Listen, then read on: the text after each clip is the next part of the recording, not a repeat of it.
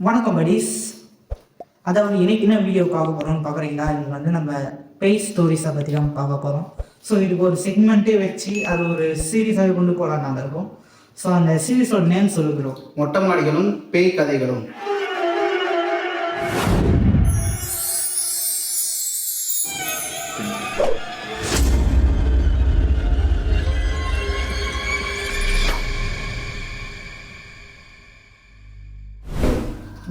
ஆனால் பட் நாங்கள் இப்போ மொட்டை மாடியில் வீடியோ எடுக்கலை.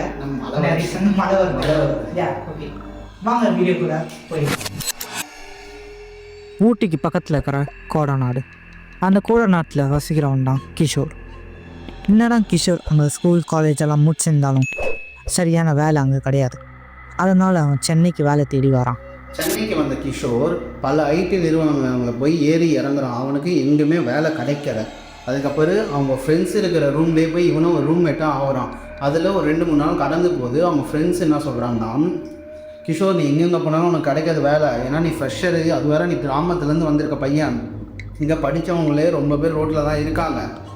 நீ என்ன பண்ணுற, எங்கள் கூட ஜொமேட்டோ ஓட்ட வந்துடு, 15,000க்கு மேலேயே சம்பாதிக்கலாம் மாதம் அப்படின்னு சொல்கிறான். கிஷோர் யோசித்து முடிவு எடுத்துகிட்டு, சரி ஓகே ஜொமேட்டோ நானே உங்கள் கூட ஓட்ட வரேன்டா, அது ஆனால் என்கிட்ட பைக் இல்லைன்னு சொல்கிறான்.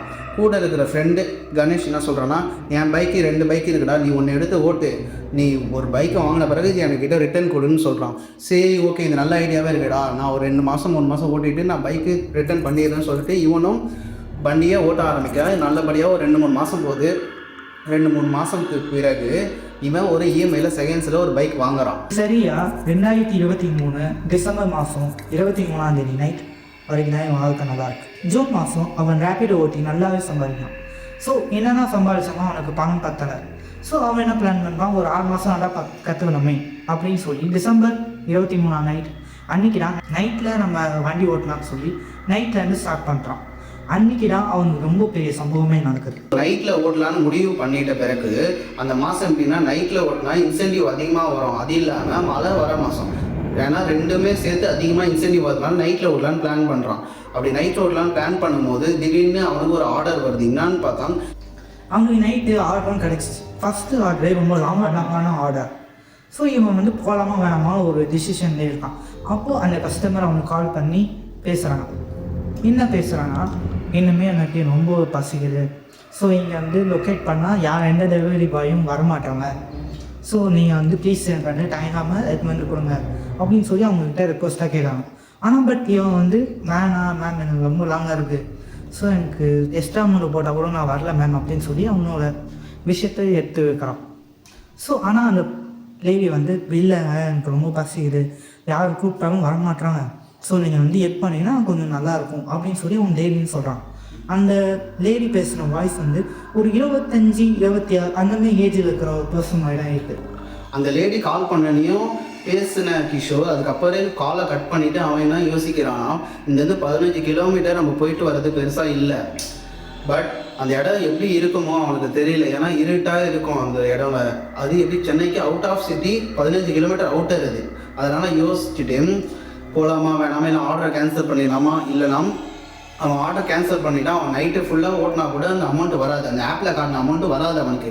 ஒரு சிங்கிள் ரைட்லேயே ஒரு 2 நாளைக்கு அவன் வேலைக்கு போக தேவையில்ல, அந்த மாதிரி ஒரு ஆர்டரில் ப்ரைஸ் பண்ணி வருது அந்த ஆர்டர். ஓகே, அதனால் அவன் என்ன பண்ணுறான், கடைக்கு போய் ஃபுட்டை பிக்கப் பண்ணிக்கிட்டு அவன் அந்த லேடி சொன்ன இதுக்கு போகிறான்.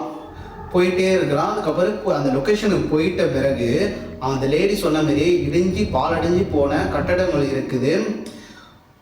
அங்கே போயிட்டு ஒரு லைட்டு ஸ்ட்ரீட் லைட்டு ஒன்று கூட இல்லை, இடிஞ்சு பாலடைஞ்சு போன கட்டடங்கள் மட்டும்தான் அங்கே இருக்குது. மனிதன் வாழ தகுதி இல்லாத இடம். அங்கே போயிட்டு அந்த மேமுக்கு கால் பண்ணுறான், கால் ரீச் ஆகலை. அதுக்கப்புறம் அங்கேயே வெயிட் பண்ண இவன் உடனே யோசிக்கிறான், நம்மளுக்கு இந்த இடத்துல எதனா ஆகிடுச்சுன்னா நம்ம எப்படி வெளியே போகிறது, அவங்ககிட்ட எப்படி தப்பிக்கிறது, அப்படின்னு ஒருவேளை ஸ்கேமாக இருக்கலாமோன்னு அவன் யோசிக்கிறான். அவன் ஏன் அந்த ஆர்டர் கேன்சல் பண்ணலான்னு ஒரு எதுக்காக யோசிச்சுன்னு இருக்கானா, கொஞ்ச நாளைக்கு முன்னாடி அவன் ஃப்ரெண்டுக்கு நடந்த இன்சிடெண்ட்டாக இவன் அந்த இதுக்கு யோசிக்க வச்சிருக்கு. ஒரு 2 மாதத்துக்கு முன்னாடி அவன் ஃப்ரெண்டு இனிமேல் ஒரு ஃபேக் கார்டில் மாட்டி அவங்க ஃபோனு காசு வண்டி எல்லாத்தையும் புனிங்க வச்சுட்டு ஸோ அவன் அடித்து அனுப்பியிருக்காங்க. ஸோ இந்த ஒரு ரீசனுக்காக இவங்க 5 பேரும் சேர்ந்து உங்களுக்குன்னு ஒரு வாட்ஸ்அப் குரூப் ஒன்று க்ரியேட் பண்ணி இந்த மாதிரி நைட்டில் யார் ரைடெலாம் ஓட்ட போகிறாங்களோ ஸோ அவங்க ஒரு அப்டேட் பண்ணுற விதமாக தான் இவங்க ரூம்மேட்ஸ் எல்லாமே சேர்ந்து ஒரு குரூப்பாக ஒன்று க்ரியேட் பண்ணியிருக்காங்க. ஸோ இவனும் அதில் அப்டேட் பண்ணிவிட்டு இவனும் அந்த இடத்துக்கு கிளம்பி போகிறான். அதுக்கப்புறம் கிஷோர் வாட்ஸ்அப் குரூப்பில் லொக்கேஷன் அப்டேட் பண்ணிவிட்டு திருப்பி வண்டியை அந்த லெஃப்ட் எடுத்து மண் ரோட்டில் இறக்குறான். இறங்கி பார்த்தா அங்கே யாருமே இல்லை. அதுக்கப்புறம் வண்டியிலேருந்து இறங்கி அவங்களுக்கு கால் பண்ணால் காலும் ரீச் ஆகலை. அதனால வண்டியிலேருந்து கீழே இறங்கி பைக் ஆரனை ஹெவியாக அடிக்கிறான். அடித்த பிறகு அவங்க மனுஷன் நடமாட்டம் இல்லாதனால ஃபுல்லாக நாய்ங்க தான் நைட்டு ஃபுல்லாக குலைக்குதுங்க. அதுக்கப்புறம் இவங்க கிஷோர் பயந்து வண்டியில் ஏறி உக்காந்துட்டு வண்டியை ஸ்டார்ட் பண்ணி வண்டியிலேயே உட்காந்துட்டு இருக்கான். திடீர்னு பார்த்தா ஒரு கால் வருது. கால் என்ன பண்ணுறோம், சார் நான் உங்களை பார்த்துட்டேன் சார், அந்த வீட்டில் இருந்து இப்போ நிற்கிறீங்க பார்த்தீங்களா, அந்த வீட்டில் இருந்து ஒரு 200 மீட்டர் கொஞ்சம் முன்னாடி வாங்க சார், ஏன்னா ஜொமேட்டோ இதுவில் நான் கரெக்டாக என் வீட்டை பின் பண்ண முடியல சார், நீங்கள் கொஞ்சம் கோச்சிக்காமல் கொஞ்சம் 200 மீட்டர் கொஞ்சம் முன்னாடி வாங்க சார் அப்படின்னு அந்த பாட்டி சொல்கிறாங்க. இவனும் அந்த லேண்ட்மார்க் ரீச் ஆனோடனே ஸோ ஒரு 200 மீட்டர்ஸை வர சொல்லி அந்த ஃபோன் கால் தான் அவங்க சொல்கிறாங்க.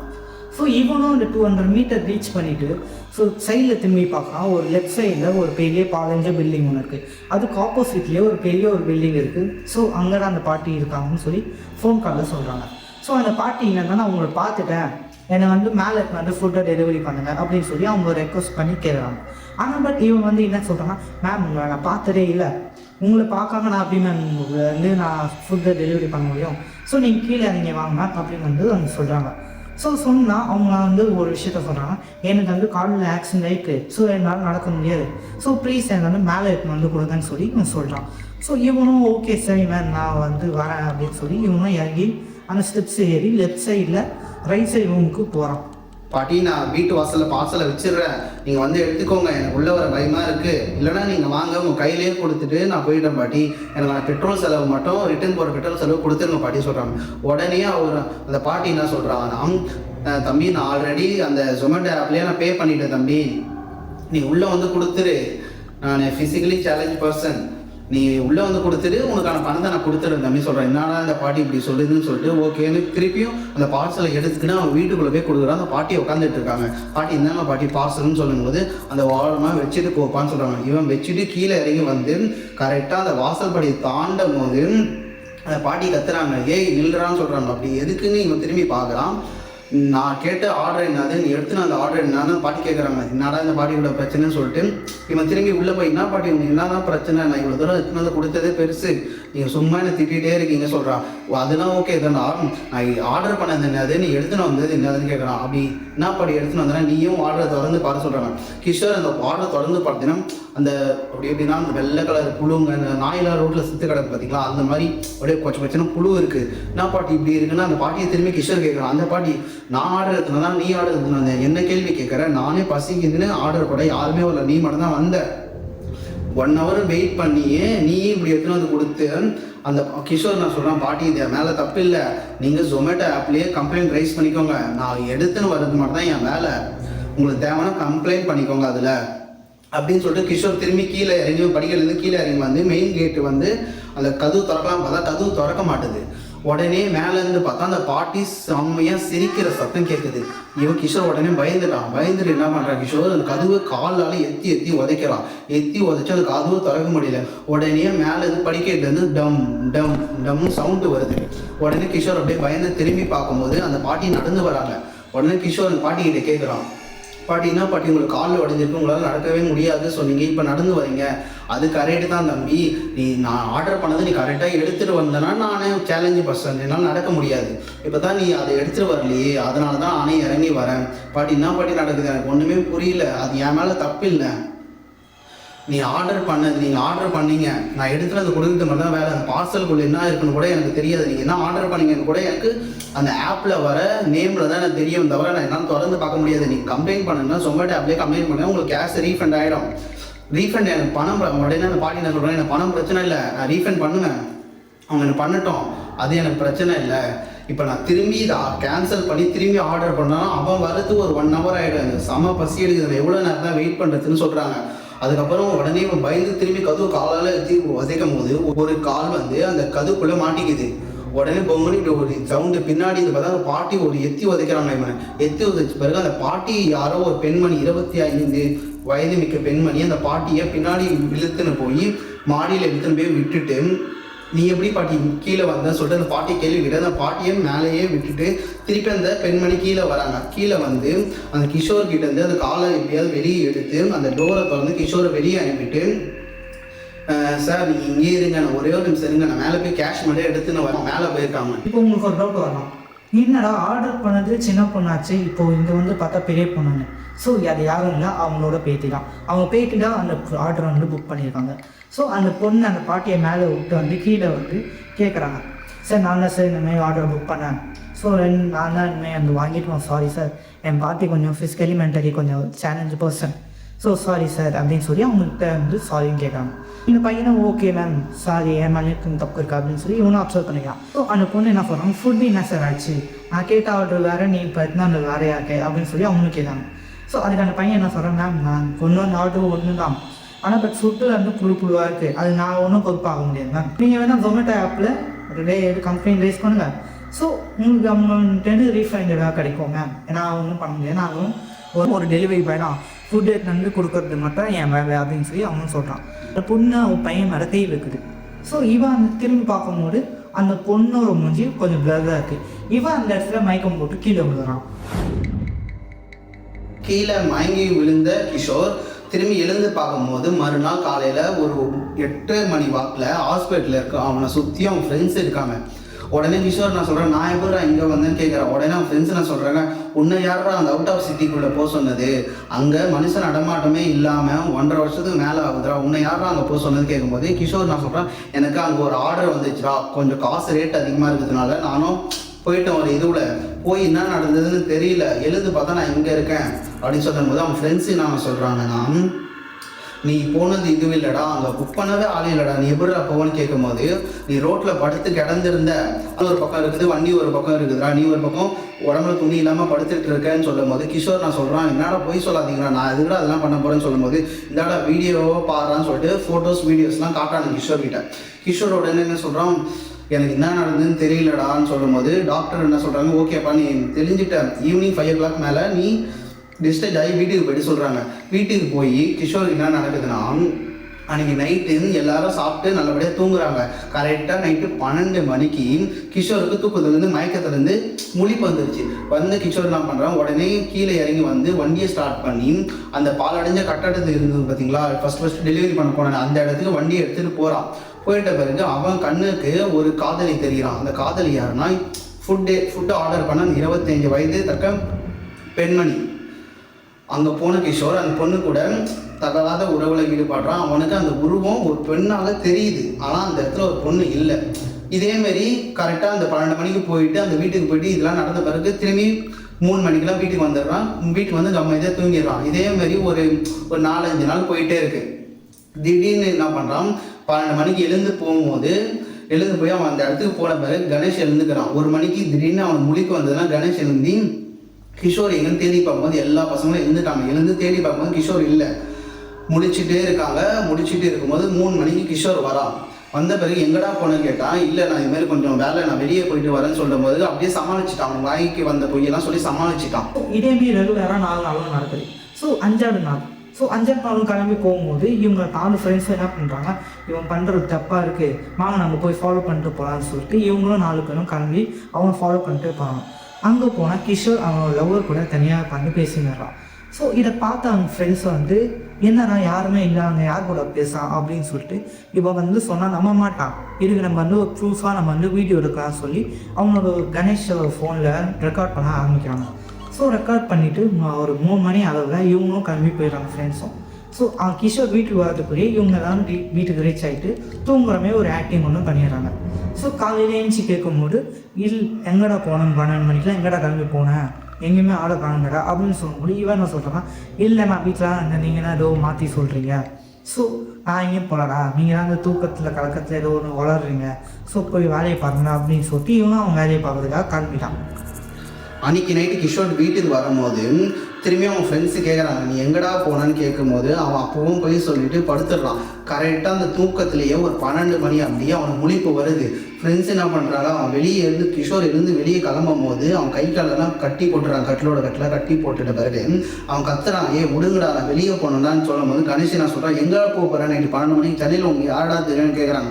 அப்படி திரும்ப இல்லைடா என் ஆள் வெயிட் பண்ணுது, 12 மணி தான் என்னால் பார்க்க முடியும், அது காலையில் என்னால் பார்க்க முடியாது, நீங்கள் உன்னை விடுங்கடா போய் பார்த்துட்டு உடனே வந்துடுறேன்டா சொல்லும் போது இவங்க விடவே மாட்டுறாங்க. அதுக்கப்புறம் என்ன பண்ணால் கதவு டாப்பால் பட்டி ஒன்று கட்டி போட்டுடுறாங்க. கட்டி போட்ட பிறகு திடீர்னு பார்த்தா கதவுலேருந்து டங் டங் டங்னு சவுண்ட் வருது, ஒரு 3-4 தடவை டங் டங்னு சவுண்ட் வருது. உடனே என்ன பண்ணுறாங்க ஃப்ரெண்ட்ஸ்லாம், என்னடா நைட் 12 மணிக்கு யாரடா கதவு தட்ட போகிறான்னு சொல்லிட்டு கதவு திறக்கிறாங்க. திறந்து பார்த்தா அந்த 25 வயதுள்ள பெண்மணி வெளியே நிற்கிறாங்க. ஒரு ரெட் கலர் சாரீ அந்த மாதிரி கட்டிகிட்டு இருக்காங்க, க்ளீனாக தெரியுது, ஃபேஸ் தெரியுது, ஆனால் கால் மட்டும் லேசாக மங்களாக தெரியுது. உடனே ஃப்ரெண்ட்ஸ் என்ன பண்ணுறாங்க, யார் மாதிரி நீ கேட்கும் போது அவன் என்ன சொல்கிறான்னா, எனக்கு கிஷோரோட லவ்வர் தான் நான், அவன் கூட்டிகிட்டு போக தான் நான் வந்திருக்கேன், ஏன்னா அவன் நைட்டு 12 மணிக்கு என்னை மீட் பண்ணுவான், இங்கே வரவே இல்லை, டைம் ஆகிடுச்சு, அதனால நானே கிளம்பி வந்துட்டேன்னு சொல்கிறான். உடனே ஃப்ரெண்ட்ஸ் என்ன சொல்கிறாங்க, யாருமா நீ, அவனுக்கு எப்படிமா அவனுக்கு தெரியும்னு கேட்கும்போது அவன் டெலிவரி பண்ண வரும்போது எனக்கு பல 14 தான் தெரியும், அவனை விடுங்க நான் கூட்டிகிட்டு போயிட்டு கொஞ்சம் நேரத்தில் கூட்டிகிட்டு வந்து விட்டுருவேன்னு சொல்கிறாங்க. உடனே அவங்க என்ன சொல்கிறாங்க, சரிம்மா நீ உள்ளே வந்து கூட்டிகிட்டு போமா, ஏமா வெளியவே நிற்கிற, உள்ளே வந்து கூட்டிகிட்டு போமா சொல்லும் போது அது என்ன சொல்கிறது, சரி ஓகே நான் உள்ளே வரேன்னு சொல்லிட்டு கால் எடுத்து வைக்கும் போது அதெல்லாம் வைக்க முடியும். ஒரு இப்படிதான் ரூமில் ஒரு குட் எனர்ஜி ஒன்று வருது. என்னான்னு பார்க்காம பேக் சைடில் அவங்க எல்லோரும் ஒரு 5-6 பேர் கிராமத்து பசங்கனால அவங்களுக்கு பிடிச்ச ஐயனார் சாமி, ஒரு வேறு கேட்டகரி இருக்கிற சாமிலாம் உள்ளே இருக்குது. அதனால் இந்த பேட் எனர்ஜியால் உள்ளே வர முடியல. ஓகே அதில் வர முடியாதனால தானே நம்ம அப்படியே கொஞ்சம் கொஞ்சமாக அதோட பேச்சு தோரணை எல்லாமே மாறுது. ஃபஸ்ட்டு அமைதியாக பேசின பெண்ணு அப்படியே கொஞ்சம் கொஞ்சமாக அது ஒரு அமானுஷமான அதோட ஒரிஜினல் ஃபேஸு வருது. அது ரியாக்ட் பண்ண ஆரம்பிக்கும் போது இவங்க என்ன பண்ணிட்டாங்க, கதவு ஜன்னல் எடுத்து சாத்திட்டு இவங்க அம்மனு படுத்து தூங்கிறாங்க. அன்றைக்கி நாள் அப்படியே போயிடுச்சு. இவனும் கொஞ்சம் கொஞ்சமாக கத்திட்டு அதை தூங்கிட்டு அதுக்கப்புறம் சூரியன் உதயம் ஆகிடுச்சு. எல்லாரும் என்ன பண்ணாங்க, இவன் ரொம்ப நேரமாக கிஷோர் தூங்கிட்டே இருக்காங்க. கணேஷ் எல்லாரும் அவங்க ஃப்ரெண்ட்ஸு விநாயக் எல்லாரும் எழுந்துடுறாங்க. எழுந்த பிறகு இவன் நம்மளுக்கு தெரிஞ்ச பையன் நினச்சா நம்ம ஊருக்கார போய் இவனை எப்படியே விட்டுட்டு போக முடியாது, அவங்க அம்மா நம்மளை நம்பி தான் விட்டுருக்காங்க. உடனே அவன் என்ன பண்ணுறான், நம்ம ஒரு ட்ரிப்பு மாதிரி அவங்ககிட்ட போய் சொல்லிட்டு நம்ம இவனை ஒரு ஐயனார் கோயிலுக்கு கொண்டு போய் இவனை சரி பண்ணாடா, அவங்க அப்பா அம்மா கிட்ட சொல்ல தேவை, சொன்னால் பயந்துருவாங்க சொல்லிட்டு இவங்களுக்குள்ள ஒரு 4 பேருடைய பிளான் போட்டு இவனை எழுப்பி வாடா நம்ம ரொம்ப நாள் ஆச்சு நம்ம ஃப்ரெண்ட்ஸ்லாம் வெளியே போய் நம்ம ட்ரிப்பு மாதிரி 1 டே ட்ரிப் மாதிரி போயிட்டு வரலாம், சென்னைக்கு உள்ளேயே ஒரு 1 டே ட்ரிப் மாதிரி போயிட்டு வரலாம் சொல்லிட்டு கொண்டு போகிறான். கிஷோர் நம்ம அவனுக்கு ரொம்ப இந்த பிரச்சனையெல்லாம் அவன் கொஞ்சம் அப்செட் ஆகிருந்தாங்க, பாமரிச்சு நம்ம போகலான்னு சொல்லிட்டு அவனும் அக்செப்ட் பண்ணிட்டு போகிறாங்க. மாருதி சுசுகி எர்டிகா காரு, அதாவது 7 பேர் போகிற காரையும் புக் பண்ணி டிரைவரோட இன்க்ளூட் புக் பண்ணி ஒரு 6 பேர் கோயிலுக்கு போகிறாங்க. சென்னையிலேருந்து ஒரு 8 கிலோமீட்டர், அதாவது கிண்டிக்கு கிட்டே இருக்கிற ஒரு ஐயனார் கோயில் கிட்ட போகிறாங்க. போயிட்ட பிறகு கோயிலுக்கிட்ட போகும்போது காரை நிப்பாட்டுங்கன்னு கிஷோர் கத்துறான். டிரைவர் என்னப்பா இன்னும் கோயில்கிட்ட இருப்பா உட்காருப்பான்னு சொல்லும் போது உடனே அவன் பேச்சு ஒரு நார்மலாக கிஷோர் எப்படின்னா ஒரு ஜாலியான கேரக்டர், அவன் பேச்சு தோணுன்னா மாறின பிறகு அவன் ஃப்ரெண்ட்ஸ் என்ன பண்ணுறாங்க, கை காலெல்லாம் பிடிச்சிக்கின்னு அதான் நீ அவன் அப்படி தான் சொல்லுவான், அவன் கொஞ்சம் பிரச்சனையாக இருக்கான், உடம்புல கொஞ்சம் பிரச்சனை இருக்குது, அதனால் அது சரி பண்ணுறதா ஐயனார் கோயிலுக்கு போகிறோம், நீங்கள் அவன் என்ன கத்தனா வண்டியை நிப்பாட்டாதீங்கன்னா நீங்கள் ஐயனார் கோயிலுக்குள்ளே போங்கன்னா சொல்கிறாங்க. டிரைவரும் சரிப்பா சொல்லிட்டு உள்ளே போகிறாரு. போயிட்டு ஐயர்கிட்ட போய் இந்த மாதிரி இவனுக்கு ஆயிடுச்சு, இவன் என்ன பண்ணுறது கேட்கும்போது சரிப்பா நீ உக்காருப்பான்னு ஐயர் சொல்கிறாரு. ஐயர் சொன்ன பிறகு உடனே அந்த மந்திரம் என்ன பண்ணுவாங்க பார்த்தீங்களா, அதுக்காக சாதாரணமாக அவன் எப்படின்னா ஒரு மந்திரம் பண்ணது கரெக்டான டைமில் நேரம்லாம் வேணும். அப்போதைக்கு என்ன பண்ணுறான், அது வரைக்கும் இவன் தாங்க மாட்டான். ஐயர் சொல்லிட்டு இப்போ ஒரு எலுமிச்சப்பழம் கொடுக்குறாங்க. எலுமிச்சப்பழம் அந்த விபூதி ஐயனார்கிட்ட இருக்கிற எலுமிச்சப்பழம் கொடுத்துட்டு நீ வீடு போயிட்டு பாப்பா, நான் ஒரு டேட் சொல்கிறேன், அன்றைக்கி நீங்கள் வாங்க, அன்றைக்கி நம்ம ஃபுல்லாக இவன் சரி பண்ணிடலாம் சொல்கிறாங்க. சரி ஓகேன்னு இவன் மறுநாளும் அன்றைக்கி நைட்டும் இவங்க அப்படியே அதேமாரி வீட்டுக்கு போயிடுறாங்க. ஓகே ஃப்ரெண்ட்ஸ் எல்லாம் ஜாலியாக ஈவினிங் சுற்றிட்டு வீட்டுக்கு வராங்க. எல்லாரும் அதேமாதிரி தூங்கும்போது திரும்பி நைட்டு 12 மணிக்கு எழுந்து என்ன பண்ணுறான்னா திரும்பி அதேமாதிரி வெளியே போகலாம் ட்ரை பண்ணுறான். இவங்க என்ன பண்ண கதவு பூட்டி சாவியை தலைக்கு கீழே வச்சுருக்காங்க. வச்சுட்டு தூங்கும்போது இவன் டங்கு கதவு நைட்டு உடைக்க ஆரம்பிச்சிட்டான். உடனே என்ன பண்ணுறாங்கன்னா இவன் திரும்பி அவன் கை காலை கட்டி போட்டுருக்காங்க. கணேஷ் கை காலை கட்டி போட்டுட்டு விநாயக் காலை பிடிச்சிருக்கான். இவன் கை காலை கட்டி போட்டுட்டு படுக்க வச்சிருக்காங்க. வாயில் துணியை கட்டி போட்டிருக்காங்க. விபூதியை நெத்தியில் வச்சுட்டு அவனை சுற்றி கட்டில் சுற்றி திருநூறு போட்டிருக்காங்க. திருநூறு போட்டு படுக்க வச்சிருக்காங்க. அந்த பொம்பளை அந்த 25 வயசு பெண் இருக்க பார்த்தீங்க சொன்னீங்க, அந்த ஆவி வெளியே இருந்து ரொம்ப சவுண்டு. அதாவது எப்படின்னா இவங்க 5 பேருக்கு மட்டும் ஃபஸ்ட்டு கிஷோருக்கு மட்டும் அந்த பிம்பம் தெரிய ஆரம்பிச்சிது, ஒரு பொண்ணு இருக்கிற மாதிரி. இப்போ அந்த 5 பேருக்கும் தெரிய ஆரம்பிச்சுக்குது. அது ரொம்ப ஆக்ரோஷமாக கத்த ஆரம்பிச்சதுன்னா இவங்க திறக்கவே அந்த அவனுங்களை ஒரு வளையம் மாதிரி போட்டு திருநூறு ஃபுல்லாக சுற்றி ஐயனார் கோயில் திருநூறு சுற்றி அதை நடுவில் அப்படியே படுத்துட்டு இருக்கிறாங்க. சாரி கைஸ், நாங்கள் எடுத்த எல்லா ஃபுட்டேஜுமே மிஸ் ஆகிடுச்சு. ஸோ அதனால் ஸ்டோரியை ஃபுல்லாக கேளுங்க. இவங்க இதே கண்டினியூஸாக ஒரு 3 நாள் ட்ரை பண்ணுறாங்க. அடுத்த 3ஆவது நாள் இந்த பையனை ஏமாற்றி அதேமாரி கார் புக் பண்ணி கோயிலுக்கு கிளம்புறாங்க. கோயிலுக்கு கிளம்பும்போது அதேமாரி பிரச்சனை. இவன் கோயிலுக்குள்ளே வர மாட்டேன்னு சொல்லி ஒரு பிரச்சனை பண்ணுறான். கோயிலுக்குள்ளே வரமாட்டேன்னு சொல்லி அடம் பிடிச்ச கிஷோர் சாமியாரை பார்த்து அவனை கூட்டின்னு வர்றார். கூட்டின்னு வந்து ஐயனாருக்கு முன்னாடி இருக்கிற கோலத்தில் அவனை உட்கார வைக்கிறாங்க. உட்கார வச்சு அவனுக்கு தேவையான பூஜை எல்லாமே நடத்துகிறாங்க. ஸோ பூஜை நடக்கும்போது அவனோட குரல் மாறுது. என்ன குரல்னா பொண்ணோட குரல். எஸ், அந்த பையனோட உடம்புல அந்த பொண்ணோட ஆத்மா இருக்குது. இப்போது அந்த பொண்ணுக்கிட்டே கேட்குறாங்க, எதுக்கு இவன் உடம்புல பூண்ட, நீ எப்படி செத்த, எதுக்கு இவனை பையன்கிட்ட விட்டு போக மாட்டேங்கிற அப்படின்னு சொல்லி கேட்குறாங்க. அதுக்கு அந்த பொண்ணு வந்து, இவன் பார்க்கறதுக்கு என் லவ்வர் மையம் இருக்கான், என் லவ்வரும் இவன் மாதிரி டெலிவரி பாய்டான். ஸோ ஒரு நாள் எங்கள் வீட்டுக்கு வரும்போது நான் அப்போ தான் அவனை ஃபஸ்ட் டைமாக பார்த்து நாங்கள் நிறைய டைம் வந்து மீட் பண்ண ஆரம்பித்தோம். நைட்டு எங்களுக்கான ஒரு நேரத்தை ஒதுக்கி நாங்கள் டைம் ஸ்பெண்ட் பண்ணியிருந்தோம். ஒரு நாள் நாங்கள் ஃபேமிலியாக சேர்ந்து ட்ரிப்புக்கு போயிருந்தோம். ட்ரிப்பை முடிச்சுட்டு நாங்கள் வீட்டுக்கு வர வழியில் எங்களுக்கு ஒரு பெரிய ஆக்சிடெண்ட் நடக்குது. ஸோ அந்த ஆக்சிடெண்ட்டில் நாங்கள் எல்லாருமே இறந்துட்டோம். ஆனால் பட் எங்கள் பாட்டி மட்டும் தப்பிச்சுக்கினாங்க. ஸோ இப்போ எங்கள் பாட்டி தான் அந்த வீட்டில் வாழ்ந்துன்னு இருக்காங்க. நான் அங்கே பேயாட்டம் சுற்றின்னு இருப்பேன். இதனால தான் நான் எல்லா டெலிவரி பாய்ங்களுக்கும் வலை விரிச்சதில் யாருமே மாட்டல. ஏன்னா அவங்க எல்லாமே லோக்கல் ஏரியாஸ், அவங்களுக்கு எல்லா விஷயமும் தெரியும். ஆனால் அப்போ தான் கிஷோர் வந்து மாட்டிக்கினான். ஸோ கிஷோர் பார்க்கறதுக்கு என் லவ்வர் மையம் இருக்கான்னு சொல்லி நான் அவனை லவ் பண்ண ஆரம்பித்தேன். இப்போ அவன் எனக்கு வேணும் அப்படின்னு சொல்லி அந்த பொண்ணு வந்து சொல்கிறான். ஆனால் இது சாமியார் வந்து, இல்லை இது முடியாது, நீ உன்னோட உலகத்துக்கு போகணும் அப்படின்னு சொல்லி அந்த பேயை ஓட்டுறாங்க. ஸோ ஓட்டி முடிச்சோன்னே ஐயர் ஒரு முக்கியமான விஷயம் ஒன்று சொல்கிறாரு. என்ன சொல்கிறாங்க, அவனை எங்கே வேணால் இது ரீடேக் பண்ணிக்கலாம், அவனை எங்கே வேணால் போய்ட்டுருக்கான், ஆனால் சென்னைக்கு மட்டும் வேணாம், பெங்களூர் ஹைதராபாத் அவன் எங்கே போகிறானோ சென்னைக்கு மட்டும் வேணாம், திரும்பி அந்த ஆவி வந்தால் என் கையில் இல்லை, அவன் உயிர் போகிறதுக்கு கூட வழி இருக்குது, அது என் கையில் இல்லை, சொல்லும் போதே விட்டுருன்னு சொல்லும் போதே விநாயகர் கணேசம் சரி ஐயா நான் எத்தனை போய் அவனை வீட்டிலேயே விட்டுறேன், அவன் வீட்டில் சொன்னால் கொஞ்சம் கஷ்டப்படுவாங்க, கிராமத்தால் அதனால கஷ்டப்படுவாங்க, நான் வேறு மாதிரி சொல்லி அவனை வீட்டில் விட்டுருன்னு சொல்லிட்டு சரின்னு ஓகே வீட்டில் எடுத்துன்னு போய் அவன் விட்டுறான்.